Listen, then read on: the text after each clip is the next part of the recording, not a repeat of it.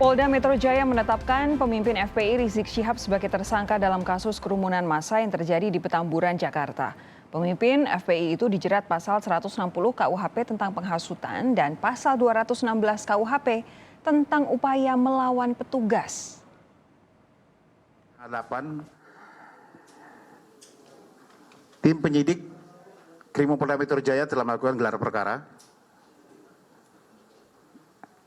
tentang tindak pidana kekarantinaan kesehatan dan juga pelanggaran di pasal 160 KUHP pada saat acara akad nikah putri dari saudara MRS. Ya. Dari hasil gelar perkara menyimpulkan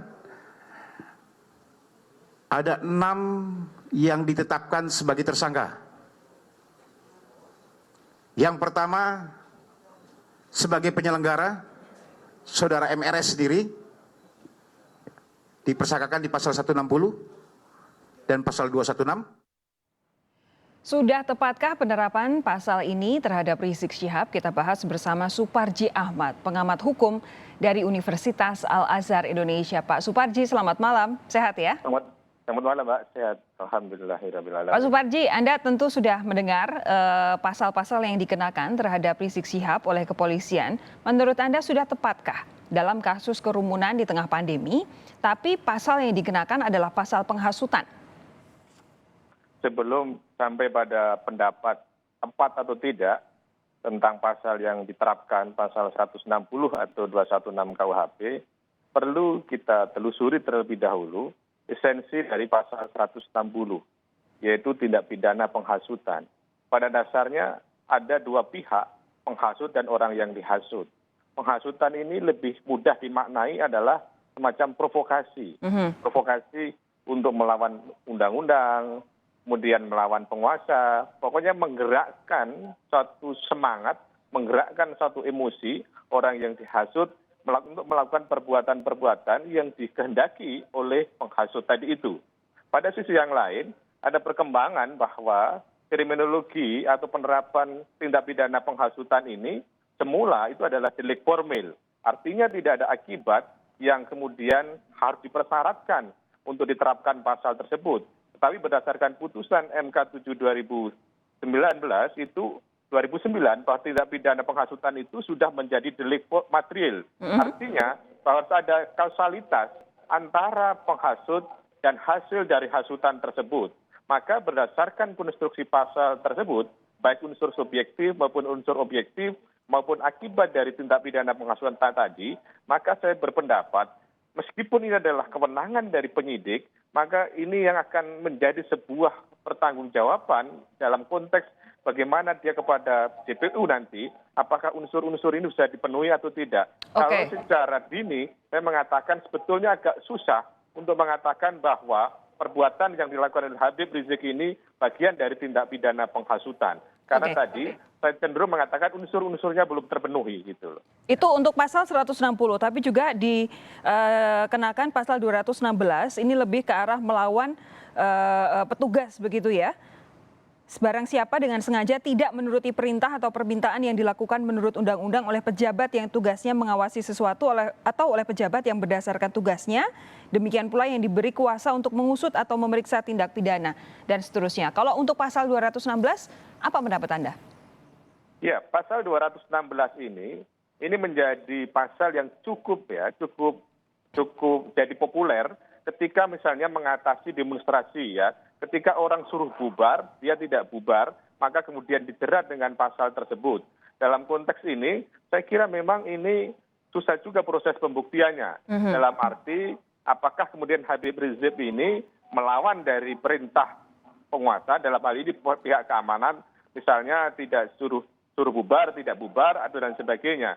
Jadi konstruksi pasal 216 ini juga perlu dibuktikan sejauh mana perbuatan yang dilakukan Habib dan yang lainnya, dalam konteks misalnya kerumunan di Petamburan kemarin beberapa minggu yang lalu itu, bahwa yang bersangkutan disuruh bubar kemudian tidak bubar. Maka ini harus dijelaskan perbuatan yang mana yang memenuhi kualifikasi dari pasal 216. Karena konteksnya sebetulnya, kan ini adalah awalnya protokol kesehatan kemudian undang-undang karantina kesehatan, tapi kemudian sudah berubah menjadi delik umum. Dalam hal ini konstruksi ketertiban umum, yaitu melawan upaya-upaya apa yang telah dilakukan oleh pejabat, tapi kemudian tidak dilaksanakan sebagaimana mestinya. Dalam konteks untuk menentukan tersangka ini, tentunya kan minimal 2 alat bukti. Terus kemudian harus memperhatikan aspek substansi, prosedur, dan kewenangan. Ketiga-tiganya harus dijamin kebenarannya secara pasti, sehingga kemudian bisa dipertanggungjawabkan. Tetapi secara keseluruhan ini adalah hak dari penyidik gitu. Ya. Oke, memang hak dari penyidik. Tapi menurut Anda polisi akan menemui kesulitan ya untuk membuktikan kasus ini? Ya, saya kira polisi sudah memperhitungkan, ya penyidik sudah memperhitungkan. Karena sebelum ditetapkan jadi tersangka ini tentunya kan sudah mengumpulkan alat bukti, apakah berupa saksi, apakah berupa surat, apakah ahli, atau kemudian petunjuk, termasuk keterangan yang bersangkutan dari 5 atau yang sudah dipanggil sebelumnya. Saya kira ini adalah sudah dipanggil, tetapi kan kita pakai mekanisme criminal justice system. Bagaimana ketika sudah ada proses penyidikan, ada yang namanya SPDP, surat pemberitahuan dimulai penyidikan, di mana jaksa sudah melakukan koordinasi, melakukan satu proses misalnya supervisi, sehingga kemudian ketika dilempar kepada jaksa, itu nanti sudah bisa mencapai sebuah pemahaman yang sama. Jadi dalam rangka proses pembuktian di pengadilan, nanti kan jaksa penuntut umum. Dan di sini soal seandainya misalnya Habib Rizik keberatan dengan proses penetapan tersangka ini bisa mengajukan upaya pra-peradilan. Itulah pra-peradilan yang akan menguji apakah syarat formil untuk penetapan tersangka itu sudah terpenuhi atau belum. Semuanya harus kita hormati, semuanya harus kita hargai. Bagaimana kemudian bisa saling menjaga agar semua proses hukum berjalan sebagaimana mestinya gitu. Pak Suparji, begini dari penjelasan Anda, memang ini saya yakin juga polisi, penyidik juga pasti sudah punya perhitungan. Tapi bolehkah kita mengira-ira pengenaan pasal 160 dan juga pasal 216 KUHP ini dan bukan pasal kekarantinaan misalnya, undang-undang kekarantinaan misalnya, karena sudah sempat ada permintaan pembayaran denda dan waktu itu sudah dibayar 50 juta sehingga polisi juga tidak mungkin nebis in idem begitu, satu perkara kemudian dikenai pasal yang double begitu. Apakah seperti itu atau Anda punya tebakan yang lain? Ya, tebakan itu saya kira cukup rasional ya, karena sanksi telah dibayar sebagaimana mestinya.